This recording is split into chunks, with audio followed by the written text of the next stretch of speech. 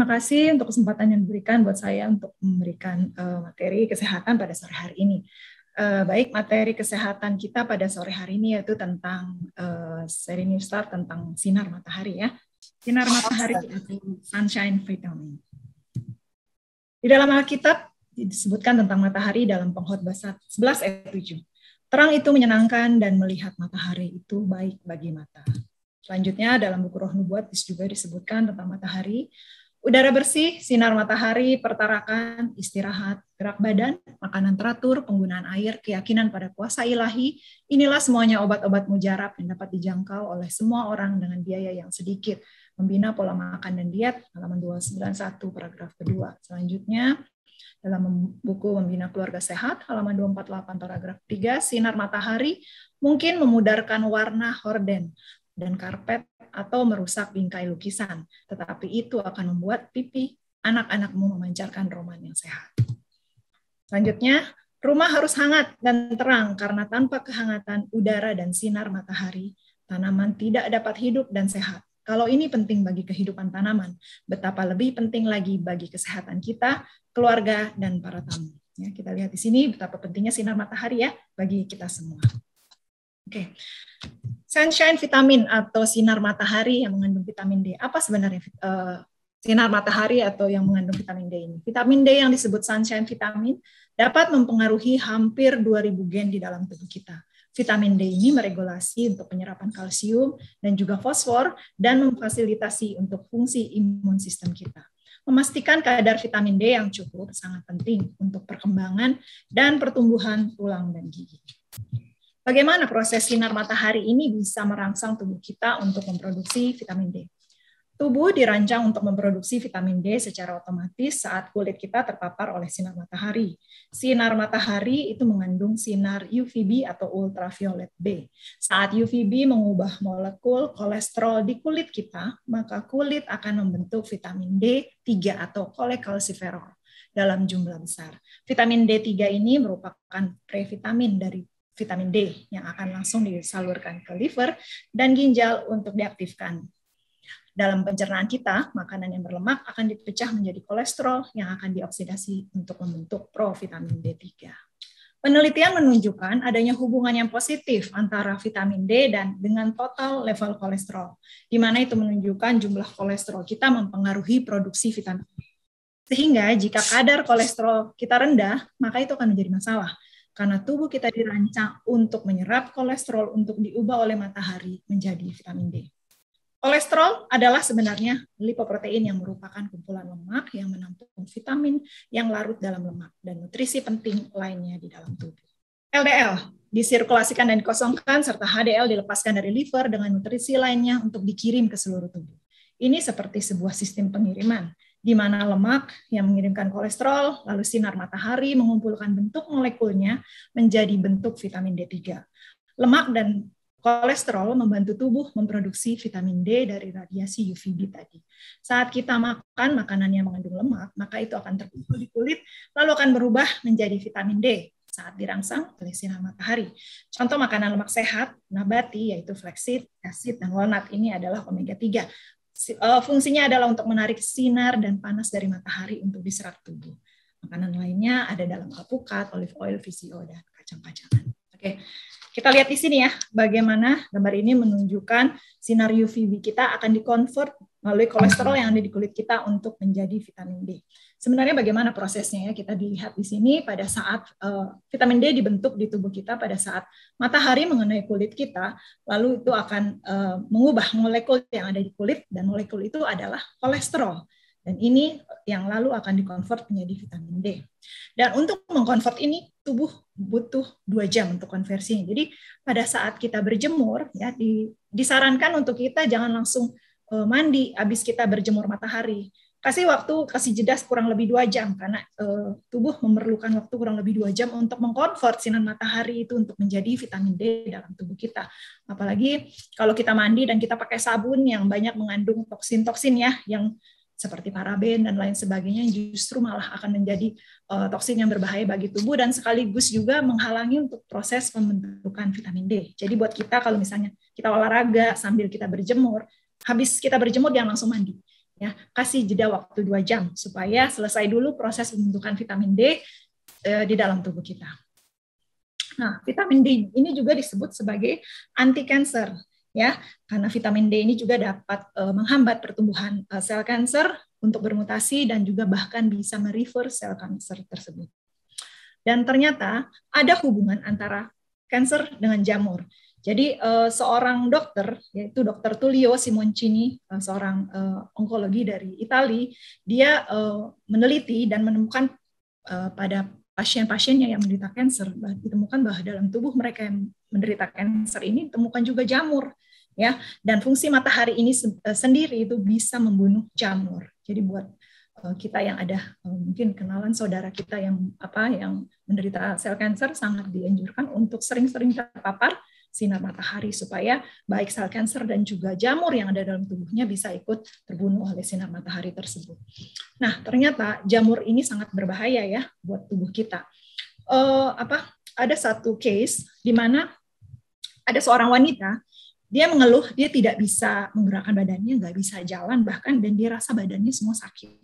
Sudah diperiksa dan dari hasil pemeriksaan tidak ditemukan sesuatu hal yang yang mengganggu kesehatan, semua normal, tapi dia mengeluh dia tidak bisa bergerak, tidak bisa dan badannya semua sakit. Dan pada saat diperiksa ternyata di rumahnya itu banyak mengandung jamur, ya, jadi kayak di dinding-dindingnya itu banyak jamur tumbuh. Nah, ternyata inilah yang penyebab dari si wanita ini menderita apa yang dia rasakan pada saat itu. Jadi kita lihat di sini betapa berbahayanya jamur ya. Jadi kalau kita di rumah mungkin kalau kita perhatikan kita punya dinding, ada jamur-jamur yang tumbuh mungkin karena lembab ya dan jarang dan kurang terpapar sinar matahari, akhirnya tumbuh di situ jamur. Lebih baik kita segera bersihkan. Dan karena jamur ini sangat beracun, dianjurkan pada saat kita membersihkan jamur itu untuk membersihkannya kita bisa gunakan cuka apel ya, untuk membersihkannya kita lap itu dengan cuka apel, bersihkan, kita semprot dengan cuka apel supaya jamur itu bisa mati. Dan supaya kita nggak terpapar dengan jamur ini, karena memang jamur ini sangat berbahaya, itu kita pakai sarung tangan dan kita pakai masker, karena apabila kita menghirup jamur tersebut maka itu akan masuk ke dalam tubuh kita dan itu akan sangat berbahaya impaknya bagi kesehatan kita. Oke, selanjutnya kita lihat tentang hubungan kolesterol dengan vitamin D ya. Nah, apabila kolesterol kita rendah, di sini sebutkan apabila kolesterol kita rendah, maka akan sulit bagi tubuh kita untuk membentuk vitamin D. Nah, terutama pada orang-orang yang meminum obat-obat penurun kolesterol ya, jenis statin dan sebagainya. Orang-orang yang meminum obat penurun kolesterol ini akan di mana fungsi obat ini akan memblok kolesterol ya, di mana kolesterol ini kan dihasilkan di liver. Ya, jadi dia akan memblok liver untuk memproduksi kolesterol sehingga kolesterol di tubuh akan rendah ya. Dan pada saat obat ini memblok liver juga untuk memproduksi kolesterol, di saat yang sama obat-obat statin ini juga akan menghambat akan merusak CoQ10. CoQ10 ini adalah enzim pelindung jantung, liver dan juga ginjal. Di seluruh tubuh kita ini mengandung sel-sel tubuh kita ini mengandung CoQ10, tapi tempat yang tertinggi ada di jantung, di ginjal dan juga di liver. Jadi pada saat kita mengkonsumsi atau bagi orang-orang yang mengkonsumsi obat-obat penurun kolesterol ini, selain memang kolesterol kita rendah nantinya, kita punya CoQ10 juga akan hancur ya, karena dihambat oleh si obat-obat penurun kolesterol ini. Akibatnya apa? Pada saat CoQ10 kita rendah, maka liver juga akan bermasalah. Liver dan jantung akan bermasalah karena jantung juga dipaksa berdetak 2 kali lipat untuk membakar lemak supaya cepat turun itu lemaknya. Dan saat lemak kita turun, liver juga akan bermasalah. Nah, pada saat liver bermasalah, hancurlah semua kita punya metabolisme di dalam tubuh. Karena liver adalah merupakan project manager di dalam tubuh. Jadi pada saat liver kita bermasalah, artinya semua kita punya metabolisme di dalam badan kita pun akan bermasalah. Di mana liver ini adalah merupakan pengatur detoks tubuh. Dan selain ini juga statin selain mengurangi kadar CoQ10 di dalam darah kita, di dalam tubuh kita, akan menurunkan juga nutrisi yang lain seperti beta-karoten, magnesium, vitamin E juga habis dihajar sama CoQ10 ini ya. Kita lihat bagaimana dampak buruk daripada penggunaan obat-obat penurun statin yang fungsinya adalah untuk apa? Untuk menurunkan kolesterol. Kenapa harus diturunkan? Karena mungkin yang kebanyakan kita tahu dan kebanyakan info yang kita dapat baik dari dokter-dokter sendiri adalah apa? Kalau kolesterol ini berbahaya. Jadi pada saat mungkin kita check up, medical check up ya, dan ternyata hasil check up kita dilihat bahwa kolesterol kita tinggi, pasti kita akan diresepkan obat-obat penurun kolesterol. Ya, ini miskonsepsi yang selama ini kita tahu dan kita kenal dan yang orang banyak tahu ya bahwa kolesterol itu berbahaya. Terutama apa? LDL ya. LDL kita cap sebagai bad guy-nya di sini. Dia adalah kolesterol jahat yang menyebabkan penyakit jantung, stroke, darah tinggi ya, yang bisa mengakibatkan kematian. Sehingga akhirnya orang berpikiran kalau kolesterol tinggi itu harus diturunkan. Padahal kita lihat di sini mekanismenya apa? Tubuh kita membutuhkan kolesterol. Tanpa kolesterol tidak bisa membentuk vitamin D. Karena vitamin D itu terbentuk dari apa? Dari kolesterol kita. Nah, tapi sebenarnya kolesterol itu apa sih? Ya, kenapa kolesterol ini dimusuhin ya? Dianggap sebagai penyebab penyakit jantung, ya, penyakit darah tinggi, stroke, ya. Kolesterol adalah lipoprotein, ya, merupakan zat lemak yang diproduksi di liver. Fungsinya apa? Fungsi kolesterol ini sebenarnya banyak sekali. Jadi kalau kita diresepkan obat untuk menurunkan kolesterol itu sama saja dengan apa? Dengan membuat kita mati perlahan-lahan. Karena apa? Karena kolesterol ini adalah salah satu pelindung sistem saraf kita. Dia juga memproduksi hormon. Hormon apa saja? Hormon-hormon steroid, yaitu hormon estrogen, progesteron, testosteron. Ini adalah hormon-hormon yang penting, ya, khususnya untuk kita punya tubuh. Dan juga kolesterol ini, khususnya liver, ya, tugasnya adalah untuk mentransfer lemak dan kolesterol keluar dari liver untuk diedarkan ke seluruh tubuh kita. Dua-duanya, baik LDL dan HDL, itu sebenarnya kita perlukan di dalam tubuh. Karena kita sudah dengar tadi bagaimana fungsi-fungsi kolesterol itu buat tubuh kita. Jadi kalau kita turunkan itu kolesterol, apa yang terjadi dalam tubuh kita? Hancur semua kita punya metabolisme, khususnya hormon-hormon yang membuat kita tetap hidup, itu apa? Itu hancur semua, turun semua, dan akhirnya tubuh kita tidak bisa berfungsi dengan baik. Jadi kolesterol ini sebenarnya dihasilkan di liver, ya, di mana liver sendiri itu terdiri dari 80% kolesterol dan 20% adalah lemak. Nah, LDL sendiri ini sebenarnya disebut juga adalah repair dan rebuilder. Jadi kalau disebutkan, kalau kita yang biasa kita tahu selama ini adalah LDL itu dicap sebagai kolesterol jahat, itu sebenarnya sangat salah banget ya, totally wrong. Karena sebenarnya LDL ini adalah yang memperbaiki dan bahkan membangun kembali kita punya sel di dalam tubuh. Nah, hal ini juga disampaikan oleh Dr. Malcolm Kendrick, ya. Dia adalah seorang ahli jantung yang terkenal dan dia tuliskan, dia ungkapkan, dia punya hasil penelitian ini di dalam bukunya termasuk buku yang kontroversial karena dia sangat-sangat menentang pernyataan bahwa kolesterol inilah yang menyebabkan penyakit jantung dan penyebab kematian karena kerusakan jantung. Jadi dalam bukunya yang terkenal, yaitu bukunya berjudul The Great Cholesterol Count, ya, dijelaskan di situ bagaimana mekanisme kolesterol dan fungsi kolesterol yang sangat penting bagi manusia dan sangat tidak dianjurkan untuk kita mengotak-atik kita punya kolesterol, ya, karena tanpa kolesterol tubuh kita tidak bisa membentuk apapun, baik itu hormon dan juga termasuk vitamin D. Jadi apabila kita mengkonsumsi seperti obat-obatan penurun kolesterol tadi, statin dan sejenisnya, ini akan menjadi seperti suatu lingkaran setan, ya. Kolesterol kita turun dan yang sudah pastinya vitamin D kita juga pasti akan turun karena tidak bisa terbentuk karena kolesterol kita rendah. Pada saat vitamin D kita rendah, maka ini akan menjadi gerbang masuknya gangguan-gangguan kesehatan lainnya. Nanti di slide selanjutnya kita akan lihat gangguan-gangguan kesehatan apa saja yang bisa terjadi apabila tubuh kita kekurangan vitamin D. Nah, tadi LDL. Nah, selanjutnya HDL itu fungsinya apa? HDL inilah yang akan membawa kelebihan lemak atau kolesterol untuk kembali ke liver. Dan ini kalau kita ibaratkan, ya, LDL dan HDL ini adalah LDL itu ibarat mobil yang mengangkut lemak dan kolesterol untuk diedarkan diantar ke seluruh organ tubuh yang membutuhkan kolesterol. Dan HDL ini adalah sebagai truk yang akan mengangkut kelebihan kolesterol yang berceceran yang diangkut oleh LDL tadi. Nah, kalau memang ternyata kolesterol ini tidak menyebabkan penyakit jantung atau penyakit darah tinggi, stroke dan lain sebagainya, jadi apa sebenarnya penyebab dari penyakit jantung tersebut? Sebenarnya penyakit jantung pada awalnya adalah karena adanya penyumbatan di dinding pembuluh darah atau arteri jantung kita. Apa yang sebenarnya menyebabkan penyumbatan dan kerusakan dinding arteri jantung ini? Yang pertama, yang menyebabkan kerusakan. Jadi kita punya jantung kan ada kita punya pembuluh darah atau arteri ini ya.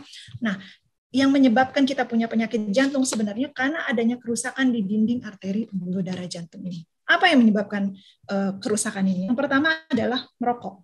Apabila kita merokok ataupun misalnya kita tidak merokok, tapi kita merupakan perokok pasif, kita sering terpapar oleh udara rokok, maka ini akan berpengaruh kepada kita punya dinding arteri. Dinding arteri kita akan bolong-bolong ya karena terpapar dengan rokok tadi. Jadi kalau kita mungkin walaupun kita tidak merokok, tapi kita sering berada di lingkungan perokok, sering terpapar itu berhati-hati dan sebisa mungkin kita hindari itu supaya kita tidak terkena dampak negatif karena ini sangat bahaya sekali kalau kita sering terpapar rokok tersebut ya. Yang kedua adalah merkuri. Ya. Merkuri yang terbanyak ada di mana? Jadi kalau kita sering terpapar merkuri, ini adalah juga salah satu penyebab dinding arteri kita rusak ya, bolong-bolong. Merkuri yang paling banyak terdapat di ikan ya. Semakin besar ikannya, semakin tinggi kandungan merkurinya. Jadi buat kita yang masih mengkonsumsi dan masih saya tahu orang-orang timur khususnya baik Manado ya, Ambon, Papua itu sangat suka makan ikan ya, termasuk saya masih sekali-sekali makan ikan, cuman saya mencoba untuk mengurangi ya setelah kita sama-sama tahu dan belajar di sini ternyata ikan apalagi ikan-ikan besar itu sangat tinggi dia punya merkuri dan merkuri ini ternyata bisa merusak kita punya dinding arteri jantung. Nah, selain merkuri, mana ada merkuri? Merkuri ada di vaksin. Ya, semua vaksin ini kan kita tahu mengandung merkuri. Ya, dan makanya kenapa orang yang khususnya sekarang COVID ya, orang yang habis divaksin COVID, ada yang banyak sekali gangguan jantung ya, baik dia terkena serangan jantung, pembekuan darah lah dan lain sebagainya berhubungan dengan jantung.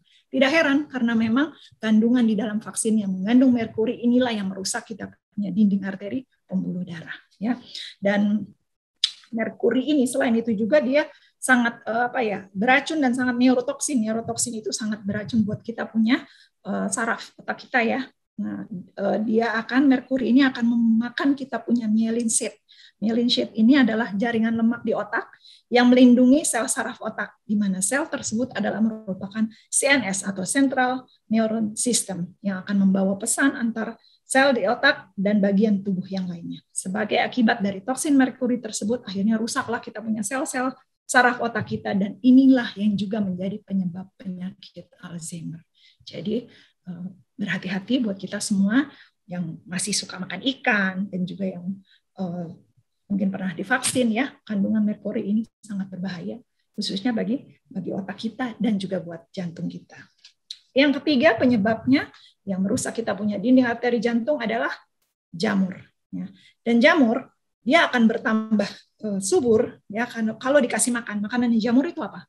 Makanannya jamur adalah gula, tepung, alkohol. Ya. Jadi kalau kita rajin makan yang tepung-tepungan, makanan yang tinggi gulanya termasuk dari karbohidrat, ya ini akan membuat tubuh kita dia punya dinding arteri rusak dan bolong-bolong. Jadi sebenarnya yang membuat kita punya jantung rusak itu bukan kita punya kolesterol, tetapi makanan-makanan yang tinggi gula, tepung-tepungan, ya masih suka goreng-gorengan, apalagi atau enggak makanan tepung-tepung, ya karbohidrat seperti pasta, roti-rotian. Nah ini hati-hati karena ternyata inilah yang membuat kita punya dinding arteri jantung itu rusak, ya dia bolong-bolong semuanya. Nah sebenarnya tugas daripada LDL sendiri ini adalah pada saat kita punya dinding arteri ini rusak, bolong-bolong karena terpapar oleh hal-hal tersebut tadi, tugas LDL ini adalah dia akan memplug up, dia akan menambal yang bolong-bolong itu, ya. Jadi kalau dibilang kita tuduh ini si LDL ini adalah sebagai penyebab penyakit jantung, itu salah besar, ya. Karena tugasnya LDL seperti tadi sudah disebutkan adalah dia sebagai repair. Nah, repair dan rebuilder ini adalah ya ini tadi, dia yang menambal bolong-bolong akibat terpapar dari hal-hal tersebut tadi. Jadi semakin banyak bolong-bolong, semakin banyak paparan yang kita berikan ke dalam tubuh kita yang membuat kita punya dinding arteri itu bolong, akan semakin banyak bukan plak yang akan dilakukan oleh si LDL ini. Maksudnya LDL ini sebenarnya baik. Dia mau menambal supaya bolong-bolong ini tertutupi karena tugas dia untuk menambal itu. Nah, tetapi mungkin karena kita terlalu banyak memaparkan tubuh kita sehingga akhirnya terlalu banyak bolong-bolong di kita punya dinding arteri, akhirnya semakin banyak itu tambalan-tambalan di dinding arteri kita, itulah yang bikin apa? Yang bikin tersumbat. Tetapi malah kita, baik itu para dokter, pada saat melihat kita punya dinding arteri jantung, yang dibilang penyebab penyakit jantung apa?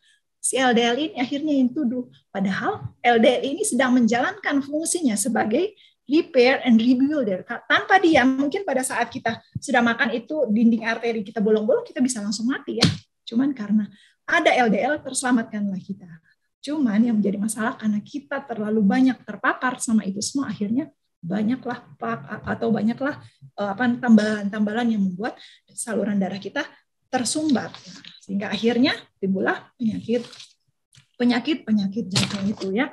Jadi kesimpulannya sebenarnya kolesterol bukanlah penyebab penyakit jantung, ya. Jadi penyakit jantung ini awalnya disebabkan karena rusaknya kita punya dinding arteri pembuluh darah jantung. Jadi kita sudah lihat tadi bagaimana mekanisme terjadinya penyakit jantung. Yang menyebabkan sebenarnya adalah apa? Adalah terpapar dari merkuri, lalu dari rokok, dan yang ketiga dari makanan-makanan kita yang mengandung tinggi gula, ya, baik itu yang ada di karbohidrat dan juga dari tepung-tepungan. Jadi kalau kita mau sehat, kalau kita mau terhindar dari penyakit jantung, jangan kolesterol yang kita turunkan, ya, jangan lemaknya yang kita turunkan, tapi apa? Kita hindari makanan-makanan tadi, khususnya yang mengandung tinggi gula dan juga tepung-tepungan. Oke, jadi pada saat kita punya pembuluh darah ini tersumbat, ya, karena tambalan-tambalan daripada LDL tadi, tentunya darah kita akan menjadi apa? Akan menjadi kental, ya, dan pada saat darah kita kental, maka akan membuat jantung itu susah untuk memompa darah. Nah, kalau kita datang ke dokter, ya pasti akan diresepkan kan, ya, obat pengencer darah untuk hal ini, seperti aspirin, warfarin. Ini sudah pernah dibahas, ya, di sesi sebelumnya. Nah, tetapi yang kita lihat di sini, akibat dari aspirin itu sendiri apa berbahaya bagi tubuh, karena akan menyebabkan pendarahan di otak.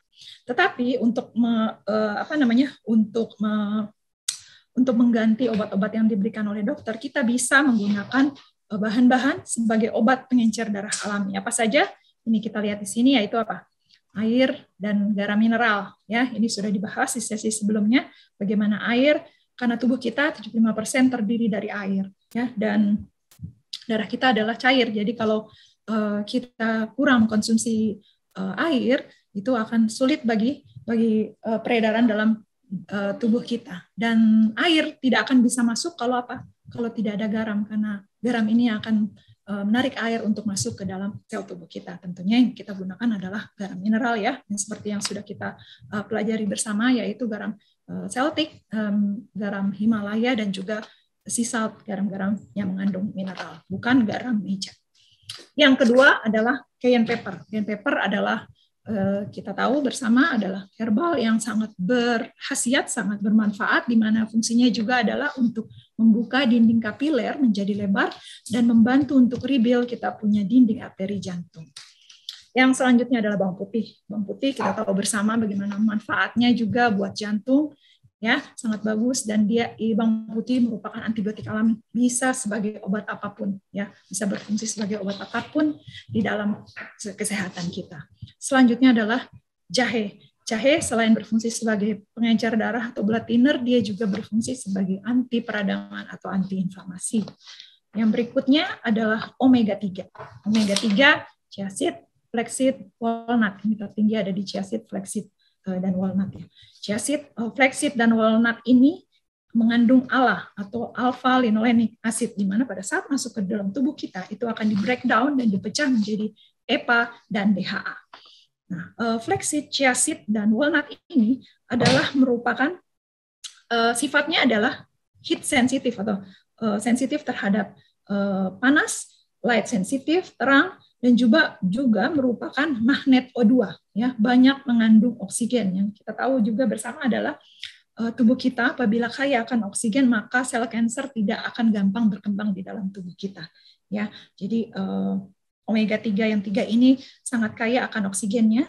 Jadi kita harus setiap saat kalau bisa konsumsi yang ketiga ini, selain mengandung omega 3 ya, dia juga banyak mengandung oksigen, dan mereka juga membantu untuk menyerap sinar matahari ya, karena sifatnya juga membantu untuk penyerapan vitamin D dan juga sebagai anti inflamasi atau anti peradangan di dalam tubuh. Dan untuk menguatkan otot kita punya otot jantung, konsumsi hawthorn berry. Nah, ini adalah bagaimana mekanisme terbentuknya matahari pada saat kita berjemur ya, untuk menjadi vitamin D di dalam tubuh kita ya. Pada saat masuk, jadi akan masuk ke liver dan selanjutnya akan diaktifkan di ginjal menjadi bentuk kalsitriol di dalam tubuh kita.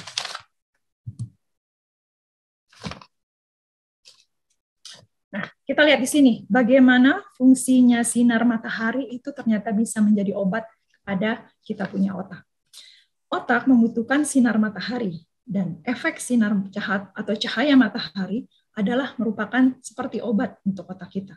Saat sinar matahari mengenai mata, sinar ini akan menembus kita punya optic nerve dan meregulasi pembentukan hormon serotonin. Hormon serotonin yang kita tahu adalah merupakan happy hormone ya, dia yang membuat kita punya, mempengaruhi kita punya mood ya, memperbaiki kita punya mood. Serotonin adalah merupakan salah satu neurotransmitter yang berperan untuk pengaturan mood, juga untuk selera dan pencernaan, untuk mengatur kita punya tidur, dan juga memori, dan bahkan dengan keinginan seksual kita. Sebuah penelitian menunjukkan bahwa pasien-pasien yang menderita nyeri di badannya, ada keluhan nyeri di badannya yang dirawat di rumah sakit, pada saat mereka berbaring di tempat tidurnya dan badannya terekspos sinar matahari kurang lebih 45%, terbukti mampu mengurangi mereka punya rasa sakit atau nyeri yang mereka rasakan, dan juga bisa mengurangi mereka punya stres ya. Sinar matahari ini juga dapat menyembuhkan gangguan kulit seperti psoriasis, dan terpapar matahari juga terbukti meningkatkan kita punya produksi nitric oxide atau nitrogen monoksida. Nitrogen monoksida itu terdapat level tertinggi pada saat kita lahir. Pada saat bayi lahir itu level nitrik oksidanya itu tertinggi, dan semakin bertambah usia kita punya level NO atau nitric oxide ini akan semakin menurun. Nah, nitric oxide ini juga diproduksi sangat tinggi pada saat kita melakukan olahraga ya, seperti berlari, kita berenang atau bahkan bersepeda, dan diproduksi paling rendah pada saat kita tidur. Jadi pada saat kita melakukan kegiatan seperti olahraga, tubuh kita memproduksi nitric oxide sangat tinggi. Nitric oxide ini sangat penting karena apa?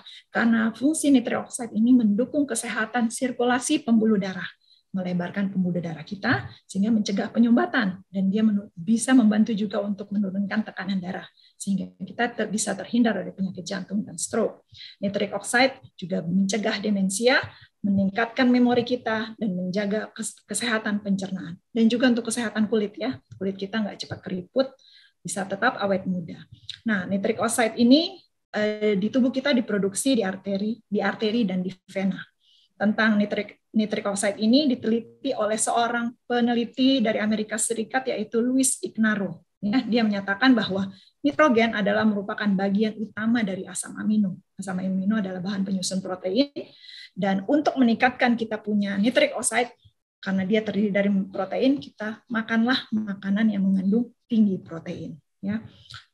Nitrogen juga membantu senyawa non-protein, yaitu heme di dalam hemoglobin, untuk mengangkut oksigen di dalam sel darah merah dan seluruh tubuh. Jadi kita lihat di sini bagaimana peranan sinar matahari itu sangat penting buat apa?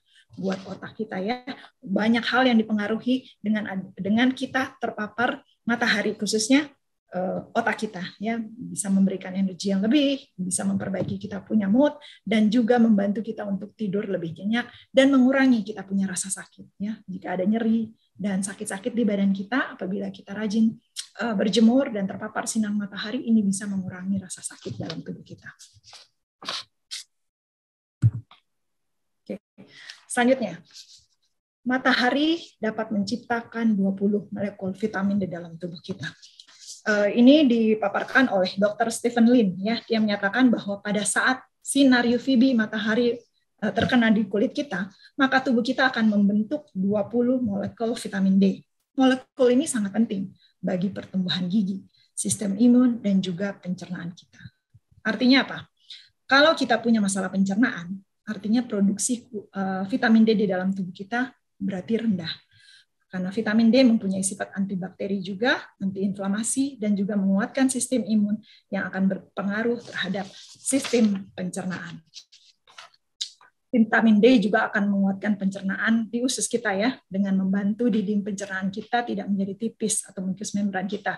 Sehingga apabila kita sering terkena UVB di kulit kita, maka itu akan menambah juga keragaman bakteri baik di pencernaan. Yang kita tahu bahwa ada di dalam pencernaan kita atau di usus kita ada banyak bakteri baik, ada triliunan bakteri baik yang terdapat di dalam usus kita ya. Oleh karena itu sering juga kita diminta untuk mengkonsumsi tambahan probiotik ya, apabila bakteri baik kita kurang. Kita bisa tahu kita kurang, mungkin kita sering terkena infeksi bakteri, penyakit-penyakit seperti itu yang menandakan bahwa kita punya bakteri baik itu kurang ya, jadi bisa ditambahkan probiotik. Nah, tapi ternyata dari penelitian didapatkan bahwa dengan kita terpapar kita punya tubuh ya dengan matahari, itu juga dapat menambah jumlah atau jenis dari bakteri baik ini sendiri, karena jenis-jenis bakteri baik ini sangat banyak ya di dalam tubuh kita. Jadi dengan kita terpapar matahari pun ini bisa menambah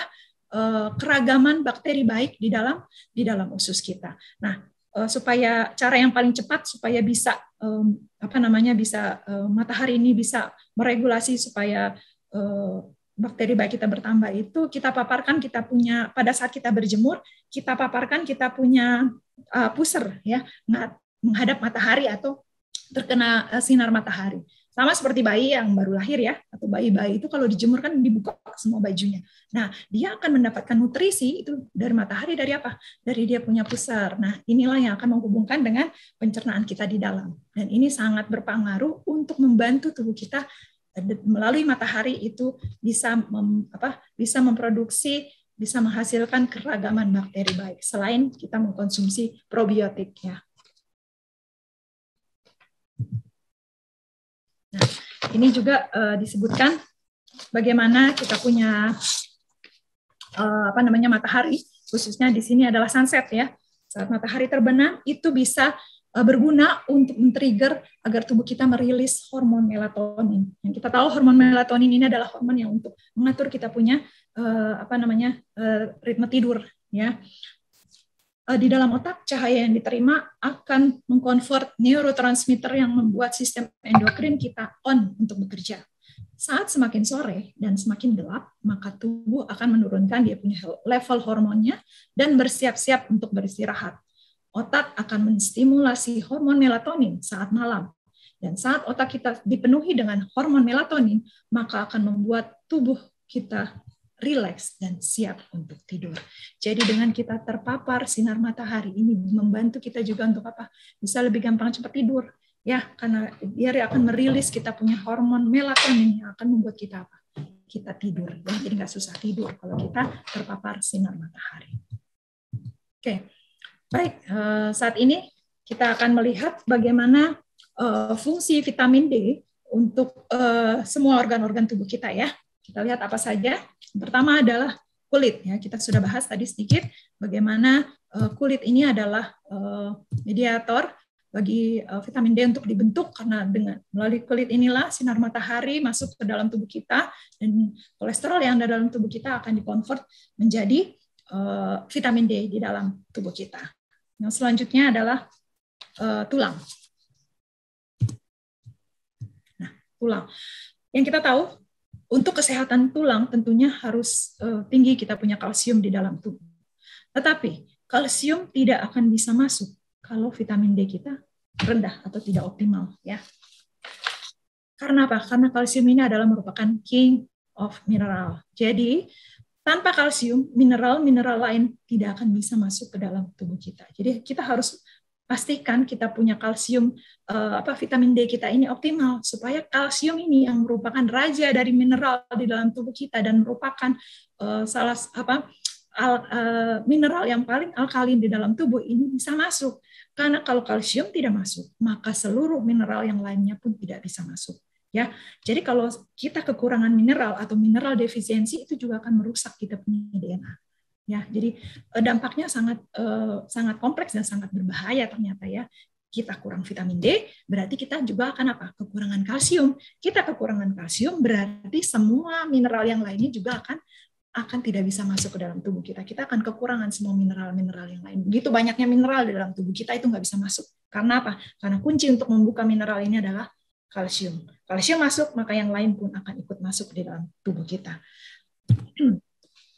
Penyimpanan kalsium yang terbesar ada di tulang, ya. Oleh karena itu yang kita tahu selama ini adalah kalsium penting untuk tulang, betul, ya. Tetapi yang perlu dijelaskan di sini adalah kalsium adalah merupakan kunci supaya mineral-mineral lain bisa masuk. Kekurangan kalsium di tulang kita akan menyebabkan osteoporosis, dan jika tubuh kekurangan mineral akan mengakibatkan kerusakan pada DNA kita.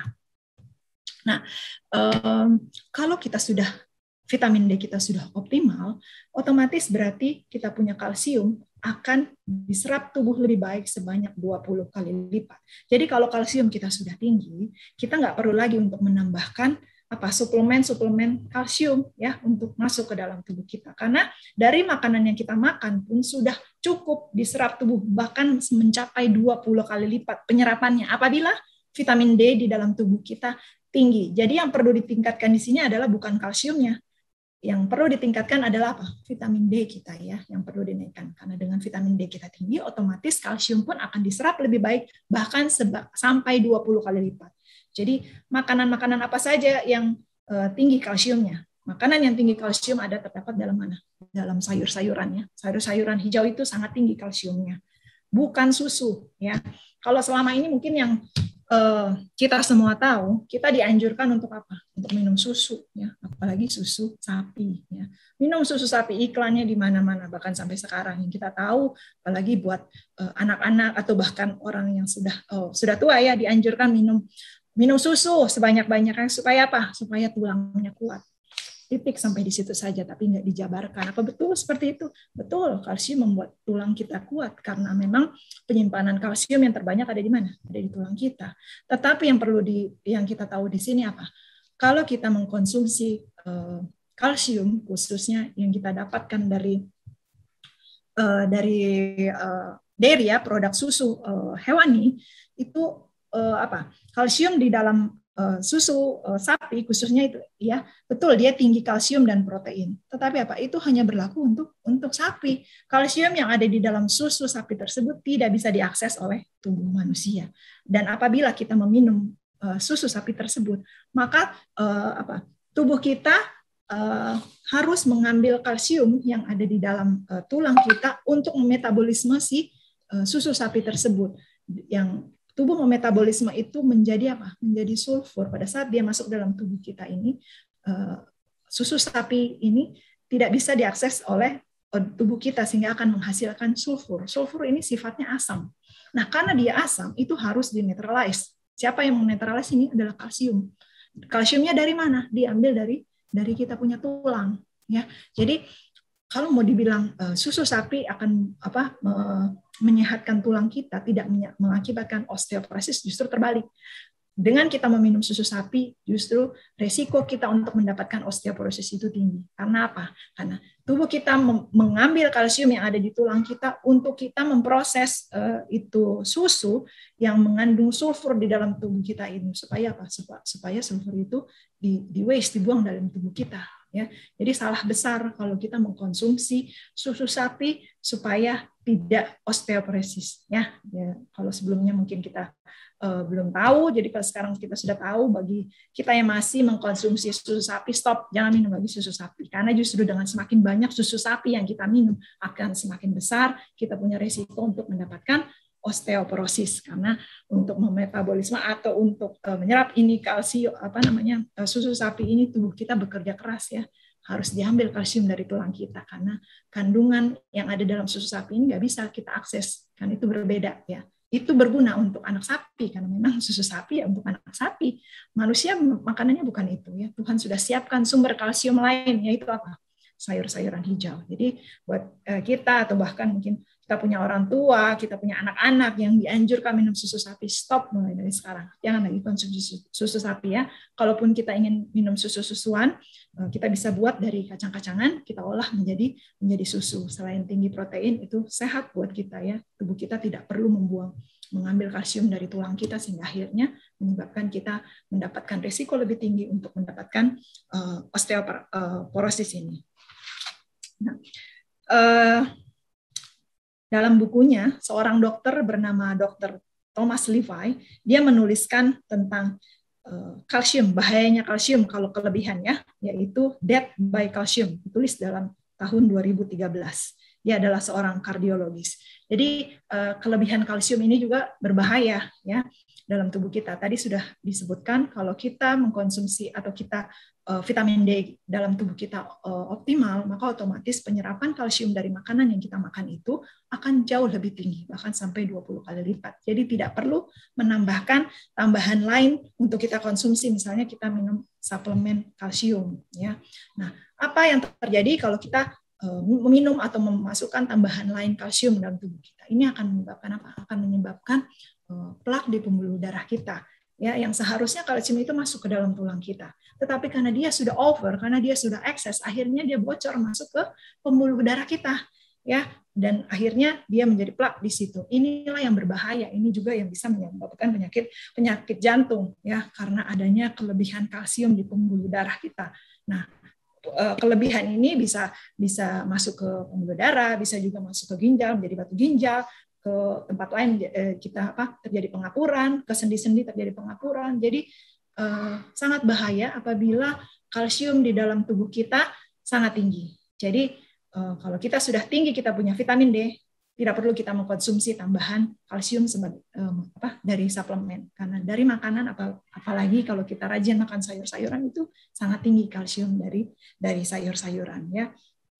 Dan menurut Dr. Thomas ini sendiri, dia menyebutkan bahwa osteoporosis ini adalah relokasi kalsium dari tulang ke jaringan soft tissue tubuh ya. Karena relokasi ini, maka kalsium di tulang akan berkurang, tapi berlebihan di pembuluh darah. Biasanya ini terjadi pada orang-orang dewasa yang berumur lebih dari 45 tahun. Dan karena sudah over kalsium di pembuluh darah, maka ini akan meningkatkan kematian sampai 250%. Jadi relokasi kalsium ini terjadi karena kebocoran di tulang. Tulangnya berlubang-lubang, sehingga akhirnya kalsium bocor masuk ke pembuluh darah dan juga jaringan-jaringan lain, baik itu di persendian yang bisa mengakibatkan pengapuran, juga ke ginjal yang bisa menjadi batu ginjal, ke pembuluh darah akan menjadi klot dan plak di pembuluh darah yang sangat berbahaya untuk kesehatan jantung juga. Kalau kalsium kita tidak berlebih, sebenarnya vitamin D sendiri ini bisa membawa kalsium ini masuk ke tulang ya. Tapi kalau kalsium kita sudah terlalu banyak, sudah over, vitamin D ini angkat tangan, dia nggak bisa bawa si kalsium ini ke tulang. Dia perlu bantuan vitamin K2 yang fungsinya adalah membersihkan pembuluh darah dari kalsium yang sudah over dan juga mengangkut kalsium kembali ke tulang. Jadi fungsi vitamin D ini juga adalah untuk membentuk matriks tulang, merangsang osteoblast dan pembentukan tulang baru. Jadi selain faktor karena minum susu sapi tadi ya, kita osteoporosis juga karena apa? Karena kita punya tulang rapuh. Kita punya tulang rapuh karena apa? Karena kurang vitamin D. Karena vitamin D fungsinya juga adalah untuk membentuk matriks tulang, merangsang kita punya osteoblast, yaitu untuk membentukkan tulang yang baru. Jadi pada saat tulang kita bocor, itu karena tulang kita mengandung kalsium yang paling banyak, kalsium itu akan bocor kita ke pembuluh darah di dalam tubuh kita, baik itu ke arteri jantung, ke persendian, kemana? Ke ginjal. Jadi sangat berbahaya ya. Nah, jadi ini hubungannya sangat tinggi antara kalsium dengan vitamin D. Jadi kalau vitamin D kita kurang, tulang kita keropos. Keropos karena apa? Karena bolong-bolong sehingga akhirnya kalsium bocor ke jaringan-jaringan lain yang sebenarnya tidak memerlukan kalsium. Selanjutnya, ini adalah magnesium. Magnesium ini adalah salah satu juga untuk meregulasi penyerapan vitamin D. Dr. Sanjay Gupta, seorang kardiologis dari CNN Internasional, dia menyatakan magnesium ini sangat penting dimiliki oleh kita semua, karena kebanyakan kita juga kurang magnesium. Karena apa? Karena kurang makan sayuran. Ya, karena magnesium ini juga tinggi di mana? Di sayur-sayuran. Di samping itu, magnesium juga tidak bisa diserap oleh tubuh karena berkurangnya asam lambung. Karena magnesium ini memerlukan asam lambung untuk penyerapannya. Dan magnesium juga adalah merupakan kofaktor untuk pembentukan vitamin D. Nah, magnesium ini sangat penting di dalam tubuh kita karena dia terlibat hampir 800 reaksi enzimatik di dalam tubuh kita. Dan ini membuat magnesium menjadi mineral yang paling penting. Magnesium juga penting bagi kesehatan tulang dan juga untuk memproduksi glutathione. Ini adalah antioksidan utama di dalam tubuh kita. Juga untuk mengatur insulin, mengurangi peradangan, dan meningkatkan kualitas tidur kita. Jadi untuk membentuk vitamin D ini juga kita memerlukan apa? Magnesium ya, untuk sebagai kofaktor pembentukan vitamin D kita. Jadi magnesium ini juga sangat penting, dan magnesium ini bisa didapat dari mana? Dari sayuran-sayuran hijau. Yang berikutnya adalah mata. Ya, mata sangat memerlukan matahari karena melalui mata adalah jendela untuk otak kita mendapatkan sinar matahari. Mata yang terekspos matahari akan mereset kita punya circadian rhythm di otak. Signal terang dan gelap akan ditangkap melalui saraf penglihatan atau optic nerve untuk memberi pesan ke otak, di mana otak adalah merupakan pusat body clock tubuh, dan body clock ini akan berkomunikasi dengan pineal gland yang ada di otak yang akan mengatur kita punya tidur pada waktu malam dan juga merilis hormon serotonin atau happy hormone. Ya, pada waktu malam akan dirilis melatonin hormon, dan dirilis juga pineal gland ini akan menghasilkan hormon happy hormone atau serotonin. Sehingga pada siang hari kita biasanya akan merasa apa? Lebih happy, lebih senang ya, karena pineal gland kita sudah diaktifkan oleh sinar matahari yang masuk melalui mata. Ya, jadi mata inilah yang merupakan pintu buat otak kita mendapatkan matahari. Ternyata otak kita butuh matahari juga ya.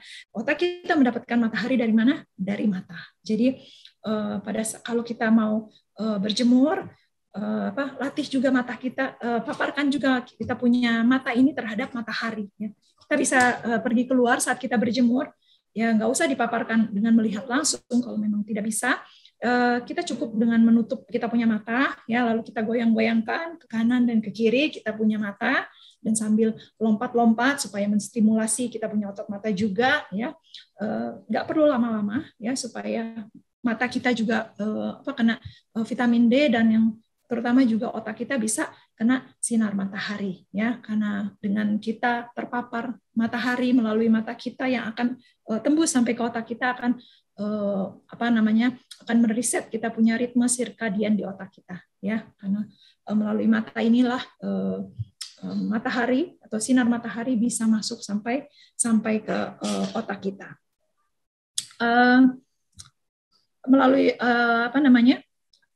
Melalui mata ada juga reseptor di mata kita, yaitu melanopsin. Melanopsin ini akan mengabsorb blue light, dan blue light dari matahari ini akan meningkatkan kemampuan otak kita untuk berpikir dan menyelesaikan masalah secara matematik. Jadi mata juga akan menstimulasi, dia akan menyampaikan pesan ke otak sehingga membuat kita lebih jernih untuk berpikir dan lebih bisa untuk menyelesaikan jika ada masalah-masalah yang berhubungan dengan matematis, ya secara teknis bisa kita lebih cepat, otak kita bisa lebih fresh untuk melakukan segala kegiatan kita.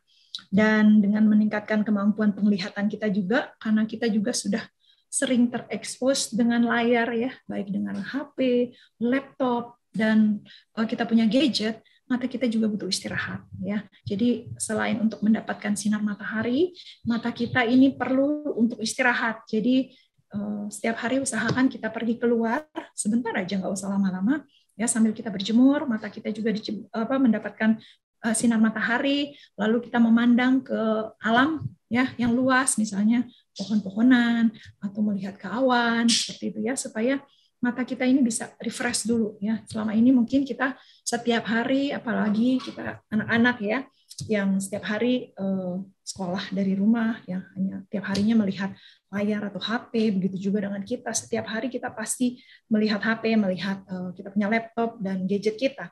Nah, mata ini juga butuh istirahat. Dan istirahat mata itu bisa didapat dengan apa? Mendapatkan sinar matahari dengan kita pergi keluar. Jadi kita latih mata kita setiap hari sambil kita berjemur, kita paparkan kita punya mata ke matahari dengan mata ditutup. Setelah itu kita coba cari pemandangan ya. Kalau mungkin di sekitar kita tidak ada gunung, tidak ada pohon-pohon, kita bisa melihat awan. Ya, awan-awan di langit itu kan hamparan yang luas. Yang biasanya kita hanya dengan terpapar dengan layar yang hanya sedikit ini, yang hanya kecil ini, pandangan kita hanya dalam objek-objek dekat. Kita usahakan setiap hari kita keluar sebentar aja supaya kita bisa melihat kejangkauan yang lebih luas. Nah, ini juga melatih mata kita, merefresh kita punya mata supaya bisa lebih sehat lagi kita punya mata selain mendapatkan sinar matahari.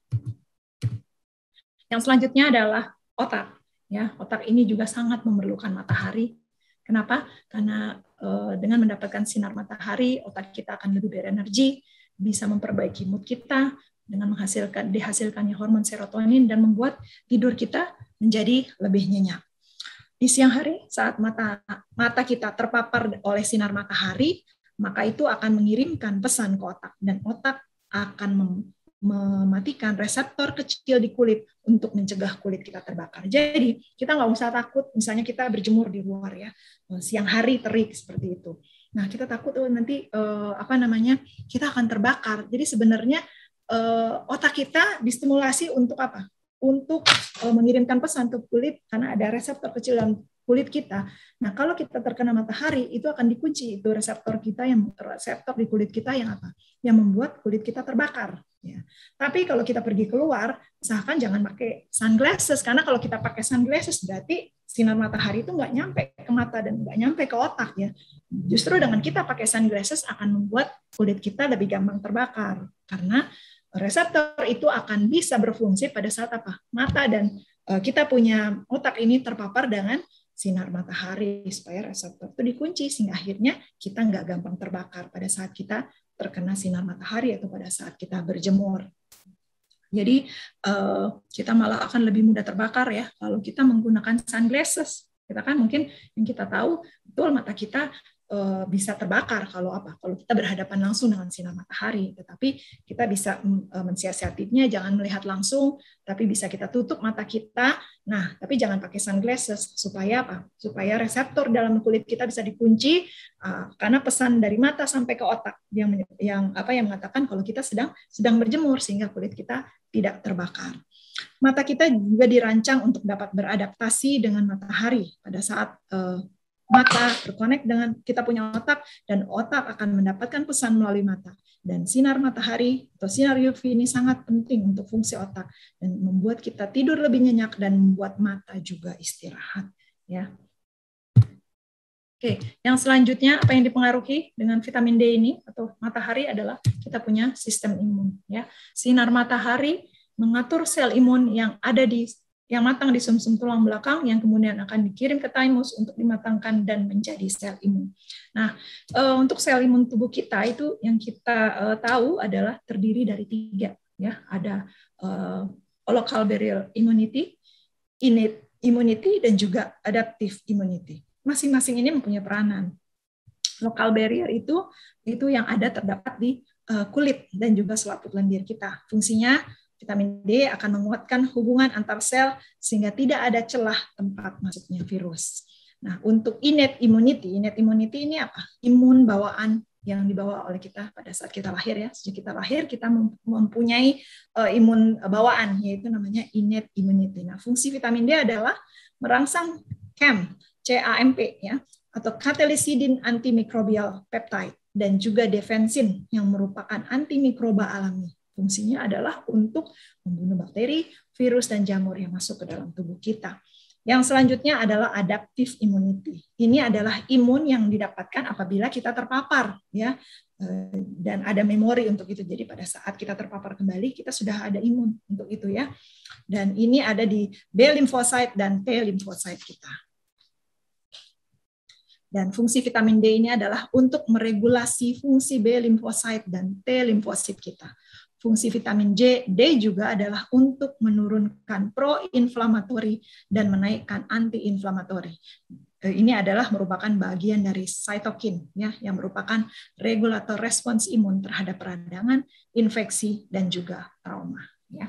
Jadi kita lihat di sini betapa pentingnya fungsi vitamin D terhadap organ-organ dalam tubuh kita, mulai dari kulit kita, tulang, mata, otak, dan juga sistem imun kita.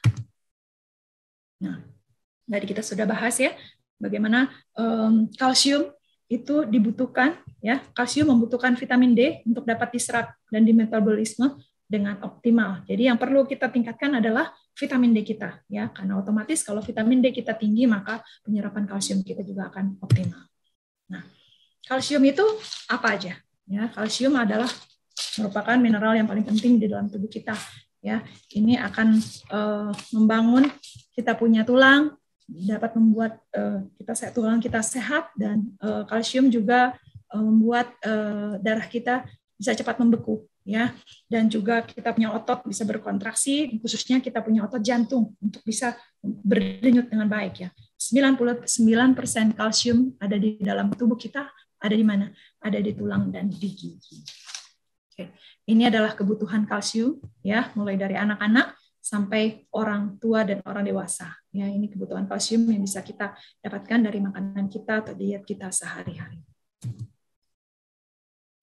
Ini adalah makanan-makanan yang tinggi kalsium. Bisa kita lihat di sini ya, tinggi kalsiumnya ada terdapat di mana?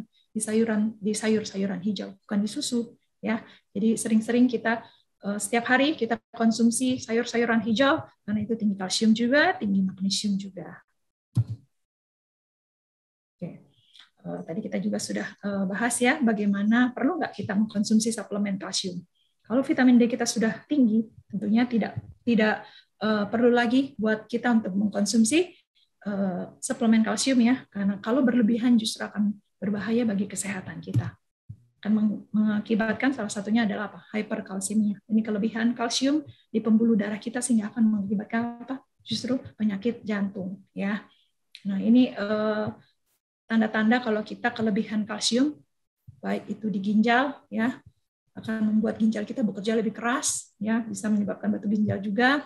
Lalu apa? Dalam pencernaan membuat kita pencernaan kita juga bermasalah ya, konstipasi, akan mual ya, muntah di tulang dan otot kita juga ternyata menjadi masalah karena bocor itu kalsium, nggak akhirnya membuat tulang kita jadi lemah, dan inilah menyebabkan osteoporosis di otak kita juga sangat berpengaruh kalau kita kelebihan kalsium yang membuat kita confusion, kebingungan, membuat kita kelelahan, ya, berasa kurang energi. Nah, ini dan depresi. Ini akibat apa? Kelebihan kalsium, dan juga tentunya yang terutama adalah jantung.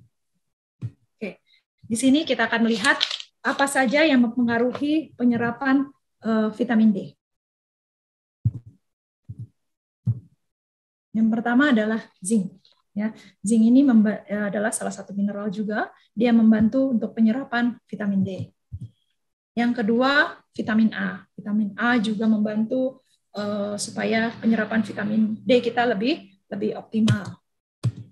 Yang berikutnya adalah magnesium. Kita sudah bahas tadi bagaimana pentingnya magnesium ya untuk penyerapan vitamin D, dan sebaliknya vitamin D juga membantu untuk penyerapan magnesium ini. Jadi ini saling bekerja sama ya. Magnesium membantu penyerapan vitamin D, sebaliknya vitamin D juga membantu penyerapan magnesium. Nah, Fat dan kolesterol. Kita sudah tahu bersama bahwa vitamin D ini membutuhkan apa? Membutuhkan kolesterol ya untuk membentuk vitamin D kita. Jadi kita jangan kita hindari kolesterol, jangan kita turunkan kita punya kolesterol ini karena ini sangat dibutuhkan untuk membentuk kita punya vitamin D. Kita lihat di sini kolesterol ini atau fat ini bisa kita dapat dari makanan yang mengandung omega 3, yaitu ada pada flaxseed, walnut, chia seed ya. Omega 3 ini akan dirubah menjadi EPA dan DHA di dalam tubuh kita. Ya, ini merupakan mengandung ALA atau alpha linolenic acid. Sifatnya daripada omega 3 ini adalah apa? Heat sensitive, light sensitive, magnet O2, membantu untuk penyerapan vitamin D dan juga untuk electromagnetic field untuk fungsi otak supaya lebih berjalan dengan baik. Yang selanjutnya adalah probiotik ya, fungsi vitamin D untuk supaya vitamin D kita bisa terabsorpsi dengan baik, probiotik atau bakteri baik kita juga harus akan membuat bakteri baik di dalam tubuh menjadi lebih banyak ya. Probiotik juga ini membantu untuk merecycle kita punya cairan empedu dari kantong empedu kita, karena 95% ini akan di-recycle over dan over, akan di-recycle berulang-ulang ya. Jadi kita memerlukan cairan empedu untuk mengekstrak vitamin D dari makanan yang kita makan sehari-hari. Yang selanjutnya apa untuk menambah absorpsi penyerapan vitamin D adalah turunkan kita punya lower stress ya. Kita punya stres, kita turunkan. Kalau kita stres itu akan mengurangi kita punya vitamin D, akan susah tubuh kita juga untuk membentuk vitamin D apabila kita berada dalam kondisi stres yang tinggi. Jadi turunkan kita punya stres supaya kita lebih gampang untuk menyerap vitamin D di dalam tubuh kita. Yang selanjutnya apa? Yang untuk membantu penyerapan vitamin D, garam. Ya, garam. Tadi kita sudah bahas bersama bagaimana pentingnya garam beserta dengan air juga. Ya, jadi jangan dilupakan garam pada saat kita minum, selalu sertakan garam supaya ini juga membantu untuk penyerapan vitamin D dalam tubuh kita. Selanjutnya adalah apa? Olahraga, exercise ya. Jadi exercise pun sangat membantu tubuh kita untuk menyerap vitamin D lebih optimal. Berikutnya adalah boron. Boron ini adalah merupakan salah satu mineral. Ya, fungsi boron adalah untuk meningkatkan testosteron juga, ya, untuk meningkatkan kita punya kekuatan tulang, ya. Jadi sangat penting ini boron. Jadi untuk meningkatkan kita punya penyerapan vitamin D, boron kita juga harus optimal di dalam tubuh kita. Yang berikutnya adalah vitamin K2. Tadi kita sudah bahas bagaimana pentingnya vitamin K2 ini. K2 inilah yang akan mengambil kelebihan kalsium di dalam pembuluh darah kita untuk membawa kembali kalsium tersebut kemana? Ke rumahnya, yaitu di tulang. Ya.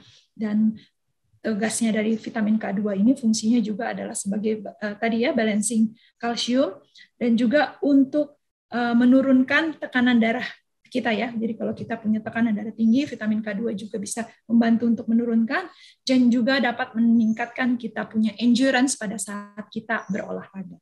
Ya, jadi vitamin K2 juga penting bagi tubuh kita untuk membantu menyerap vitamin D. Baik, apa saja yang mempengaruhi jumlah vitamin D pada saat kita berjemur? Ya, nah ada banyak faktor yang sebenarnya bisa mempengaruhi vitamin D juga pada saat kita berjemur. Faktor apa lagi? Yang pertama adalah waktu kita terkena sinar matahari. Jam berapa sebenarnya sebaiknya kita berjemur matahari supaya kita efektif mendapatkan vitamin D, karena vitamin D itu efektif didapatkan apabila kita terpapar UVB. Ya, UVB ini sinar ultraviolet B. Ya, nah, sinar ultraviolet B ini tertinggi ada pada di atas jam 9 ya, mulai dari jam 10 sampai dengan jam 2 siang. Disinilah UVB kita paling tinggi. Jadi disarankan kalau kita mau berjemur, usahakan kita berjemur di jam-jam itu, karena itu tertinggi sinar UVB-nya. Tetapi kalau memang kita tidak sempat di jam-jam seperti itu, karena mungkin kita punya kesibukan yang lain ya, karena kita ke kantor dan lain sebagainya ya, jam berapapun kalau memang tidak sempat, daripada tidak sama sekali, silahkan cari matahari ya, jam berapapun itu, walaupun memang dianjurkan yang sebaiknya adalah mulai dari jam 10 sampai dengan jam 2. Tapi kalaupun memang kita tidak bisa, daripada tidak ya, tidak apa-apa kita berjemur di luar jam itu. Tapi kalau memang bisa, diusahakan mungkin kita bisa Eksius sebentar ya pada saat jam makan siang. Nah, jam 12 atau jam 1 itu paling tinggi sebenarnya sinar UVB. Jadi pada saat kita punya bayangan itu lebih rendah dan bahkan sama dengan tubuh kita, itulah tandanya sinar UVB sangat tinggi diproduksi oleh oleh matahari. Jadi itu sebenarnya waktu yang paling tepat untuk kita mendapatkan sinar matahari. Jadi kalau kita di kantor, kalau pada saat kita jam istirahat ya, saat jam makan siang, coba deh keluar sebentar aja, nggak usah lama-lama, sekitar 15 menit kalau memang kita tidak punya banyak waktu itu, paling tidak kita sudah mendapatkan sinar matahari sebentar ya, walaupun hanya sebentar, dan kita bisa mendapatkan itu di jam yang paling tinggi, yaitu antara mulai jam 12 sampai dengan jam 1 siang. Itu lagi terik-teriknya ya, matahari ya. Jangan takut kita nggak akan kebakar. Tadi kita sudah bahas bersama, kita punya otak akan mengirimkan pesan ke kulit dan akan mematikan kita punya reseptor di kulit untuk terbakar. Jadi kita nggak akan terbakar ya. Jadi kalau mau dibilang kita akan terbakar kalau kita jemur siang-siang, enggak. Tubuh kita sudah didesain sedemikian sama Tuhan memang untuk mendapatkan matahari, jadi nggak akan terbakar. Ya, kecuali kita pakai sunglasses itu akan menghalangi pesan yang akan disampaikan melalui mata sampai ke otak. Tapi kalau kita keluar dengan tanpa memakai sunglasses atau bahkan kacamata yang ada resep kan pasti ada juga anti UV-nya ya. Nah, itu kita buka pada saat kita akan pergi keluar untuk berjemur. Yang kedua adalah warna kulit. Melanin adalah zat yang mempengaruhi warna kulit seseorang. Semakin banyak melanin yang dimiliki, semakin gelap warna kulit seseorang. Jumlah melanin menentukan jumlah vitamin D yang bisa dihasilkan oleh tubuh.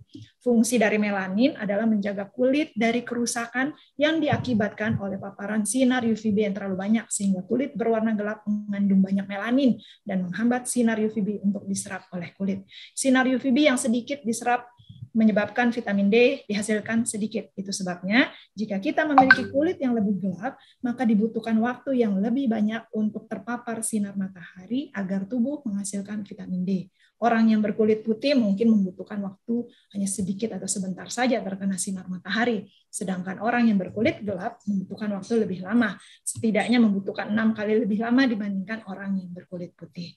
Jadi memang warna kulit kita ini juga mempengaruhi buat tubuh kita untuk apa? Untuk menyerap vitamin D dari matahari ya. Orang yang kulitnya putih akan lebih cepat untuk menyerap vitamin D dibandingkan dengan orang-orang yang berkulit gelap atau berkulit hitam.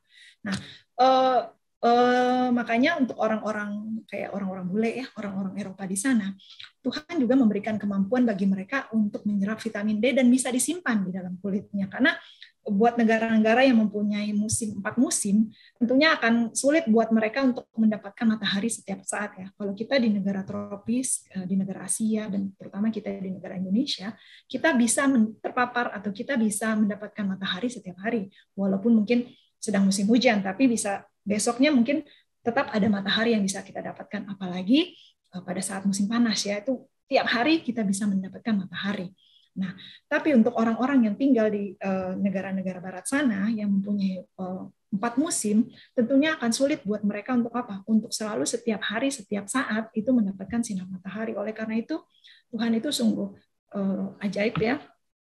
Dia sudah atur bagaimana tubuh atau kulit dari orang-orang bule atau orang-orang yang tinggal di negara 4 musim ini bisa menyimpan vitamin D yang didapat dari sinar matahari pada saat mereka berjemur itu untuk disimpan sampai akhirnya mereka ketemu lagi summer di mana matahari itu ada ya kan, mereka kan ada musim salju ya, apalagi pada saat musim salju kan sama sekali tidak ada matahari.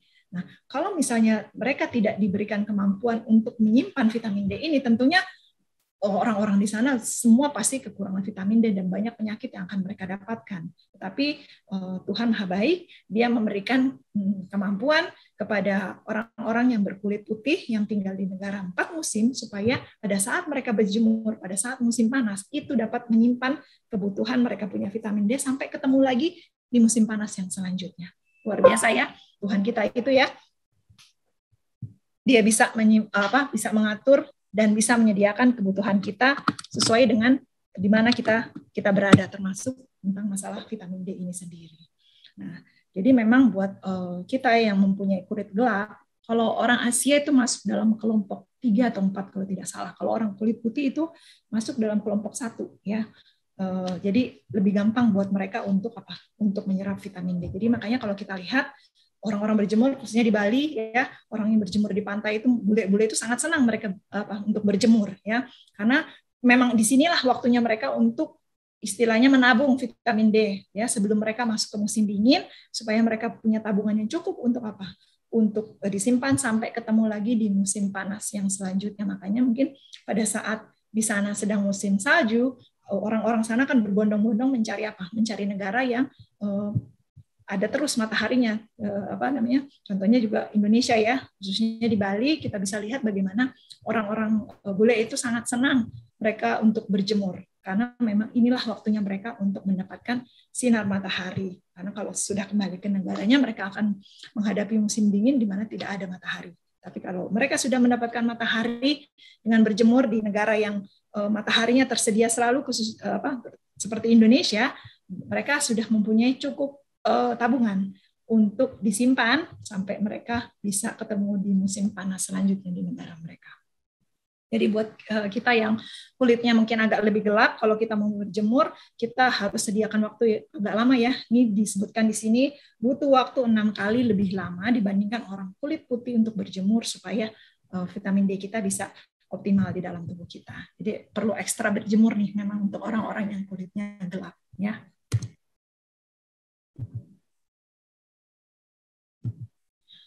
Faktor berikutnya, faktor lainnya yang mempengaruhi produksi vitamin D adalah seberapa banyak tubuh kita terpapar atau terekspos oleh sinar matahari. Memang yang paling bagus apabila kita mau mendapatkan optimal matahari dengan kita berjemur adalah kalau perempuan kita menggunakan bikini, itu sudah paling tepat sebenarnya untuk kita mendapatkan sinar matahari ya. Jadi udah benar itu orang-orang orang-orang bule sana, kalau mau optimal mendapatkan sinar matahari dengan berjemur, semakin banyak bagian tubuh kita yang terekspos oleh sinar matahari, akan semakin banyak sinar matahari vitamin D yang diserap oleh tubuh kita, akan mendapat kurang lebih 85% sinar matahari atau vitamin D itu akan terserap oleh tubuh kita. Jadi semakin lengkap kita punya pakaian, akan semakin kecil kita punya vitamin D terserap dengan kita berjemur ya. Jadi faktor kita tubuh yang terekspos dengan sinar matahari ini juga sangat mempengaruhi. Buat laki-laki kalau mau berjemur, kalau mungkin ada di rumah, pakai aja celana pendek ya dengan dada telanjang, dan supaya terekspos semua, terjemur semua ini bagian tubuhnya ya sampai dengan kaki, semua tidak ada yang tertutup. Jadi nggak usah pakai baju untuk bagian atas buat laki-laki ya. Kalau untuk perempuan, kalau misalnya bisa ya, tapi mungkin agak susah juga ya buat kita perempuan kalau kita cuma mau pakai pakaian yang minim untuk kita berjemur ya. Tapi kalau bisa diusahakan sebanyak mungkin dari bagian tubuh kita yang terpapar oleh sinar matahari supaya makin banyak vitamin D yang bisa terserap ke dalam tubuh kita. Usia ini juga mempengaruhi kita untuk menyerap vitamin D. Ya, semakin bertambah usia kita, semakin menurun kita punya kemampuan untuk apa? Untuk menghasilkan vitamin D tadi ya. Jadi yang paling optimal untuk membentuk vitamin D ini memang anak-anak ya, sampai dengan usia 20-30 tahun itu dia bisa mendapatkan optimal full dari matahari dengan berjemur saja, dia bisa mendapatkan sampai 10.000, 20.000 IU pada saat dia berjemur. Jadi buat anak-anak, kita yang punya anak-anak atau bahkan orang-orang yang masih di bawah 40 tahun, usahakan sering-seringlah berjemur, sering-sering terpapar matahari, karena dengan kita berjemur, hanya dengan berjemur saja, ya berjemur itu kan gratis ya, kita dapatkan vitamin D gratis, itu kita bisa mendapatkan sampai dengan 20.000 IU pada saat kita berjemur dengan berjemur kurang lebih 30 menit. Dibandingkan dengan orang-orang yang usianya sudah semakin tua ya, mulai dari 40 tahun ke atas, apalagi orang-orang tua yang sudah di atas 60 tahun itu akan lebih susah bagi tubuhnya untuk menyerap vitamin D ya. Oleh karena itu memang diperlukan bantuan suplemen ya, supaya kebutuhan vitamin D-nya tetap tercukupi, karena nggak ada alasan buat tubuh kita, saya udah tua, atau tubuh saya kulit kita gelap, jadi nggak apa-apa kekurangan vitamin D.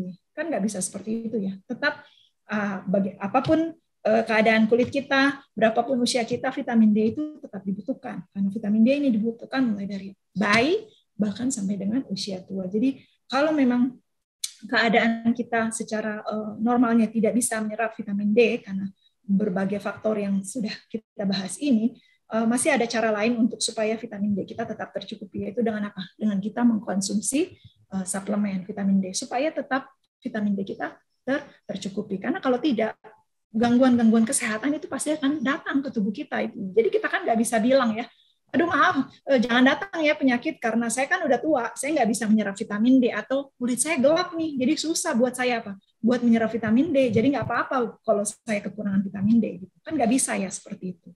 Jadi tetap kebutuhan vitamin D kita tetap harus dipenuhi, bagaimanapun caranya. Ya, yang terbaik memang kalau bisa kita dapatkan dari sinar matahari langsung, karena memang tubuh kita dirancang untuk mendapat vitamin D melalui apa? Melalui sinar matahari. Tetapi ternyata ada faktor-faktor lain yang tidak mendukung untuk kita mendapatkan sinar matahari. Begitu juga dengan kita yang mungkin tinggal di negara-negara yang 4 musim ya, di mana ada 4 musim yang saling bergantian, mungkin kita hanya bisa mendapatkan matahari itu musimnya hanya sekali dalam setahun. Sedangkan buat kita yang tinggal di negara tropis, kita bisa sepanjang hari mendapatkan apa? Sinar matahari. Jadi bersyukurlah buat kita yang tinggal di daerah tropis, khususnya kita di Indonesia, ya walaupun sekali-sekali atau mungkin terbagi ada musim hujan juga, tapi tetap besoknya mungkin tetap ada matahari walaupun kelihatannya mendung ya. Walaupun mendung itu tetap ada matahari di situ. Tetap kita usahakan kalau bisa kita berjemur, walaupun mungkin mataharinya tidak seterik pada saat musim kemarau. Ya, yang berikutnya adalah lokasi. Sinar matahari lebih memiliki kualitas yang bagus jika lokasinya semakin tinggi. Kulit akan lebih mudah membentuk vitamin D dari matahari jika kita berada di pegunungan dibandingkan dengan di pantai. Cuaca yang mendung membuat sinar UVB tidak bisa mengenai kulit Anda. Polusi udara pun menyebabkan sinar UVB terpantul dan tidak sampai pada kulit. Sehingga jika kita tinggal di tempat yang memiliki polusi udara yang tinggi, maka bisa saja kita kekurangan vitamin D karena polusi udara itu menghambat sinar UVB. Jadi tempat tinggal kita, lokasi kita juga, kalau kita yang tinggal di kota-kota besar memang agak sulit juga ya buat kita untuk mendapatkan sinar matahari yang baik karena polusi udara ini sudah merusak sinar matahari yang kita dapatkan, sehingga akhirnya nggak sampai ke kulit kita ya, walaupun sampai nggak optimal lagi. Karena apa? Karena sudah berkurang oleh karena polusi ini, sehingga akhirnya kita nggak bisa optimal untuk mendapatkan vitamin D ini. Nah, apa aja yang menjadi gejala kalau kita kurang vitamin D? Nah, ini adalah gejala-gejala yang umum yang biasanya kalau kita kekurangan vitamin D ya, mudah kena infeksi, mudah flu ya, sedikit-sedikit flu gitu ya. Ini indikasi juga kalau tubuh kita kekurangan vitamin D. Kalau yang mungkin kita tahu selama ini kurang vitamin C lah gitu, tapi sebenarnya vitamin D yang memegang peranan penting buat sistem imun kita. Tadi kita sudah belajar bersama bagaimana vitamin D ini sangat penting buat ketiga sistem imun kita untuk bekerja dengan optimal ya. Vitamin C juga penting, tetapi yang paling penting di sini harus kita cukupkan adalah vitamin D. Ya, vitamin D ini adalah dasar dari semua vitamin yang kita butuhkan. Vitamin D sebenarnya bukan vitamin, ini adalah merupakan steroid atau hormon di dalam tubuh kita. Ya. Yang kedua adalah fatigue atau gampang capek ya, gampang dikit-dikit capek atau gampang pegel-pegel. Jadi buat dulu sebelum vitamin D saya optimal, dikit-dikit tiap hari rasanya pengen dipijit aja ya, kalau nggak dipijit rasanya di badan nggak enak. Tapi ternyata ini adalah merupakan salah satu ciri kalau kita defisiensi vitamin D. Jadi capek ya, tiap hari kok maunya dipijit gitu, tiap hari maunya dipijit, pegel terus rasanya badan kita, padahal kita nggak ngapa-ngapain, mungkin hanya duduk seharian ya, nggak melakukan pekerjaan-pekerjaan berat yang membuat otot kita lelah, tapi kenapa tiap hari kita rasa capek ya? Gitu. Jadi kita butuh untuk dipijit misalnya. Ini adalah salah satu ciri kalau tubuh kita defisiensi vitamin D. Sakit pada tulang dan punggung ya, ini yang kita bahas tadi. Chronic pain, kita merasakan sakit ya, nggak jelas penyebabnya apa, tapi kok tubuh saya rasanya nggak enak terus, rasanya nyeri gitu ya. Nggak ada penyebabnya, tapi yang saya rasakan nggak enak. Nah, ini juga adalah gejala kekurangan vitamin D. Depresi, tadi kita sudah belajar bersama bagaimana vitamin D itu mempengaruhi kita punya otak untuk menghasilkan happy hormone yang membuat kita semangat, merasa senang. Jadi kalau kita kekurangan vitamin D akan membuat kita depresi ya, gampang down gitu ya, depresi, stres bawaannya ya. Ini karena kurang vitamin D. Lalu luka yang sukar sembuh ya. Kalau kita punya luka kalau nggak sembuh-sembuh, padahal mungkin cuma luka-luka yang ringan ya, tapi susah sembuh. Ini juga adalah ciri dari kita kurang vitamin D. Tulang keropos, tadi kita juga sudah bahas bagaimana hubungan tulang keropos ini dengan kekurangan vitamin D. Rambut rontok walaupun ada beberapa faktor lainnya yang membuat rambut rontok, tetapi salah satunya bisa jadi karena kekurangan vitamin D. Sakit otot, pegel-pegel, masalah kulit ya, psoriasis, jerawat atau eksim, ini juga bisa menjadi penyebab karena kita kurang vitamin D. Darah tinggi juga ya, kita sudah bahas. Lalu demensia ya, hilangnya kita punya ingatan sedikit demi sedikit, penyakit diabetes, asma, gangguan pernafasan, ya erectile dysfunction, bahkan dengan kanker dan juga autoimun. Ini semua sudah ada penelitiannya tentang bagaimana vitamin D ini berpengaruh terhadap apa? Penyakit kanker dan juga autoimun. Jadi sangat penting buat kita untuk apa? Memenuhi kita punya vitamin D dengan optimal. Nah, siapa yang beresiko untuk mengalami kekurangan vitamin D?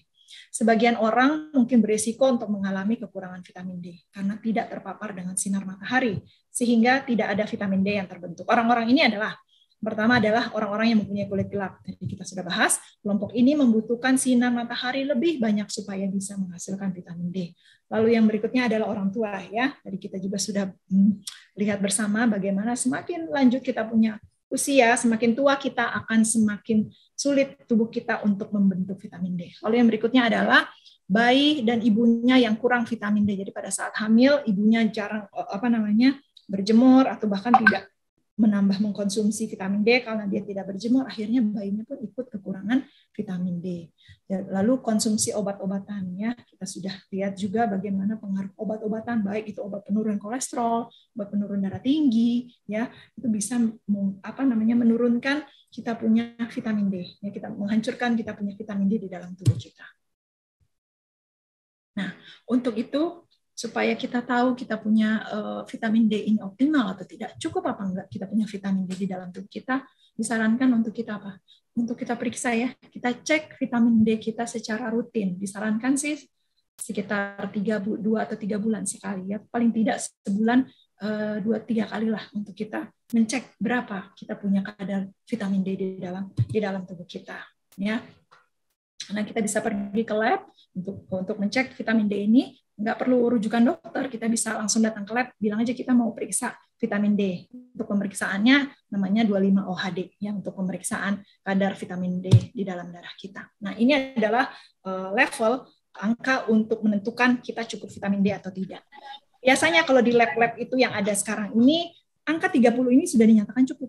Ya, tapi sebenarnya angka 30 ini masih masuk dalam apa? Insufficient. Ya, 30 sampai 50 itu masih insufficient. Ini Ng artinya nanogram per mililiter atau per liter ya. Ini masih dianggap kurang sekali. Apalagi kalau kita mempunyai penyakit atau mempunyai masalah gangguan kesehatan seperti autoimun dan bahkan kanker. Ini kita punya vitamin D harus optimal. Harus apa? Harus 100 minimal atau bahkan di atas 100. Nah, kalau kita sering dengar mungkin kalau disarankan minum vitamin D seperti itu ya, ada yang bilang nanti kelebihan vitamin D ya di dalam tubuh. Itu bahaya kalau kelebihan vitamin D. Betul, dengan kita mengkonsumsi vitamin D bisa saja menimbulkan kelebihan di dalam tubuh. Tapi batasnya itu yang dianjurkan kalau sudah lebih di atas 100 dibilang apa? Dibilang toksik ya atau kelebihan. Tapi sebenarnya para peneliti vitamin D dunia ini sudah meneliti batas kelebihan untuk suplementasi vitamin D itu ada di angka 300. Nah, supaya rentangnya tidak terlalu jauh, akhirnya diambillah angka tengah-tengahnya yaitu 150. Jadi ditetapkan apabila kadar vitamin D di dalam darah kita ada di angka 150 bisa menyebabkan toksisitas atau kelebihan atau keracunan ya. Tetapi sebenarnya tidak pernah ada kasus keracunan vitamin D. Karena apa tadi? Seperti tadi kita sudah pelajari bersama ya. Untuk membentuk vitamin D ini nggak gampang. Bukan berarti kita makan atau minum vitamin D atau kita berjemur vitamin D itu langsung terbentuk dalam tubuh kita ya. Karena yang mengurangi faktor pembentukan vitamin D kita juga banyak. Dengan kita kurang tidur aja vitamin D kita apa? Vitamin D kita turun ya. Kita stres ya tadi, kalau kita tidak menurunkan kita punya stres, penyerapan vitamin D kita akan susah.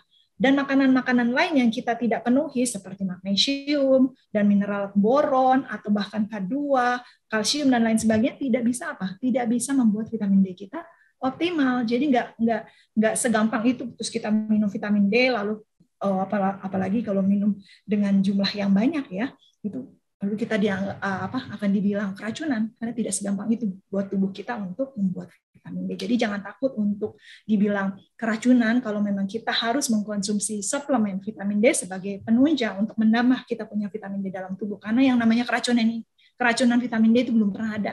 Ya mungkin ada tapi sampai sekarang sih belum pernah saya dengar ya orang yang keracunan vitamin D. Orang yang kekurangan bahkan vitamin D-nya sangat rendah itu banyak. Bahkan kita semua mungkin kalau dicek hasil vitamin D-nya akan insufficient. Ya, karena kebanyakan buat kita, apalagi perempuan-perempuan ya, anak-anak muda, perempuan-perempuan ABG itu ya, kan takut ya disuruh berjemur matahari. Dianggap nanti berjemur akan bikin hitam lah, akan bikin kulit terbakar lah, dan banyak banget alasan. Jadi sudah pasti dan memang vitamin D, kekurangan vitamin D ini sudah menjadi pandemi katanya. Selain COVID yang ada sekarang, yang menjadi pandemi adalah apa? Kekurangan vitamin D. Karena rata-rata seluruh penduduk dunia ini kekurangan vitamin D. Mungkin karena COVID ini aja baru orang heboh tentang vitamin D ya. Sebelum-sebelumnya apa? Nggak ada yang pernah mengabarkan tentang betapa pentingnya vitamin D. Yang kita tahu untuk kesehatan ya vitamin C lah atau yang lain-lain. Nggak pernah ada orang menyinggung atau menyebutkan kita harus meningkatkan kita punya vitamin D. Ya, baru pada saat COVID ini aja istilahnya booming ini vitamin D. Padahal vitamin D ini sangat-sangat dibutuhkan. Bahkan mulai dari bayi dari dalam kandungan sampai kepada orang dewasa. Jadi sekali lagi jangan takut apabila kalau kita harus mengkonsumsi vitamin D, jangan takut kalau dibilang nanti keracunan ya, nggak ada itu keracunan. Kalaupun keracunan itu harus memang benar-benar tinggi di dalam darah dan angka yang sudah ditetapkan dan disetujui. Tapi ini pun masih belum istilahnya belum ini ya, hanya diambil patokan angka saja. Oke, kita bikin angka 300 adalah sebagai tanda kalau memang akan keracunan. Terus dipatok lagi 150 sebagai angka tengahnya ya untuk diambil sebagai patokan ini akan keracunan. Tapi sebenarnya tidak ada angka keracunan, ini hanya angka yang diambil yang disepakati bersama oleh para ahli-ahli vitamin D di dunia ini. Jadi sekali lagi jangan takut untuk kita mengkonsumsi vitamin D kalau memang vitamin D di dalam tubuh kita rendah. Untuk kita tahu rendah atau tidaknya kita harus cek. Jadi buat kita semua yang ada di sini saya sarankan rajin-rajin kita mencek vitamin D kita, apalagi kalau memang kita yang jarang berjemur, yang kerja kantoran, yang selalu berada dalam ruangan, jarang beraktivitas outdoor dengan berbagai macam alasan. Kita cek vitamin D kita dan kita cepat-cepat kita kejar kita punya kekurangan vitamin D. Ya, kalau kita nggak bisa kejar dari matahari, kita bisa konsumsi vitamin D. Oke, apa saja yang menjadi sumber makanan? Ya, sumber makanan yang mengandung vitamin D kita bisa lihat di sini ada jamur, vitamin D. Kita bahas tadi dapat juga dari ikan-ikanan ya. Tapi kita sudah belajar tadi bersama bagaimana ikan ini bisa mengandung merkuri yang justru tidak baik bagi tubuh kita.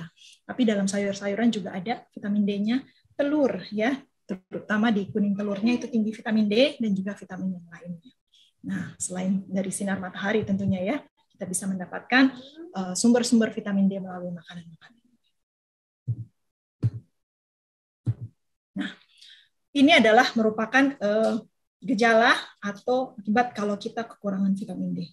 Ini adalah penyakit-penyakit yang bisa diakibatkan kalau kalau tubuh kita kekurangan vitamin D. Sebenarnya masih banyak list yang lainnya lagi. Inilah yang mungkin paling sering menjadi keluhan buat kita semua ya. Kita lihat di sini ada penyakit osteoporosis, penyakit darah tinggi, penyakit jantung, obesitas, metabolic syndrome, autoimun, multiple sclerosis, rheumatoid arthritis, osteoarthritis, gout, infertility, Parkinson, depression, Alzheimer, fibromyalgia, chronic pain, psoriasis.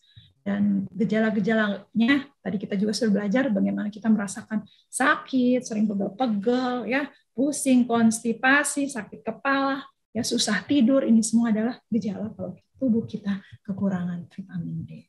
Nah, dari segala pemaparan yang ada ini, kita dapat ambil kesimpulan betapa sangat pentingnya untuk kita mencukupi kebutuhan kita punya vitamin D. Karena ternyata vitamin D ini berdampak banyak buat kita punya tubuh ya, kita punya kelangsungan kehidupan juga. Karena dengan kekurangan vitamin D kita bisa lihat di sini list penyakit yang akan muncul apabila kita tidak mengoptimalkan kita punya vitamin D. Baik, kiranya pelajaran kali ini bisa berguna buat kita semua, dan kita semua punya PR, punya tugas di sini untuk apa? Untuk cek kita punya vitamin D ya, untuk tahu tubuh kita ini kekurangan atau enggak. Tapi saya yakin sih kita semua kekurangan ya. Termasuk saya dulu juga sempat kekurangan, makanya banyak gejala yang dialami. Tapi kita coba kejar, kalau memang kekurangan masih ada jalan untuk kita kejar, kita punya kebutuhan vitamin D, supaya kalau vitamin D optimal maka tubuh kita pun bisa bekerja dengan optimal. Demikian pembahasan ini. Terima kasih. Selamat sore. Tuhan memberkati.